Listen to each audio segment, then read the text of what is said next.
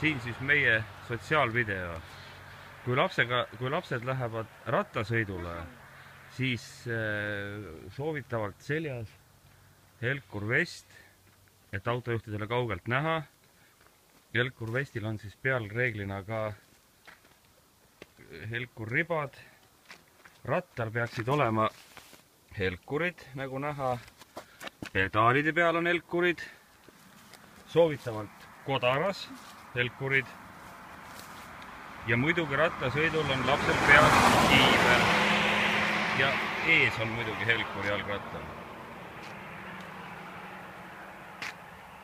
Kui nüüd näitame, kui laps hakkab ületama sõiduteed, kuidas see võiks välja näha.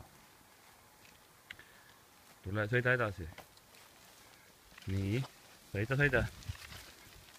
Väga tubli. Nii, jää seisma. Nii, jää seisma. Ülekäigurada ületame käies. Kõigepealt vaadatakse vasakule ja seejärel paremale. Nii, ja nüüd lähme üle tee.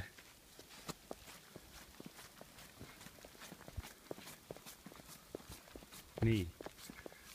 Nüüd teest üle läinuna võib hakata uuesti sõitma.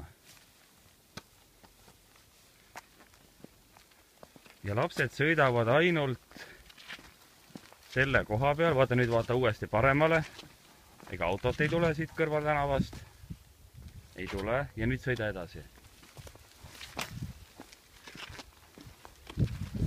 Lapsed sõidavad ainult selleks ette nähtud, jalgrattasõiduks ette nähtud tee peal.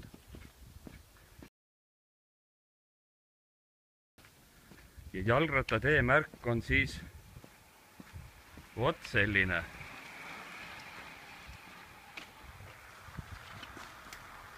Ole tubli tüdruk, sõida. Tšau!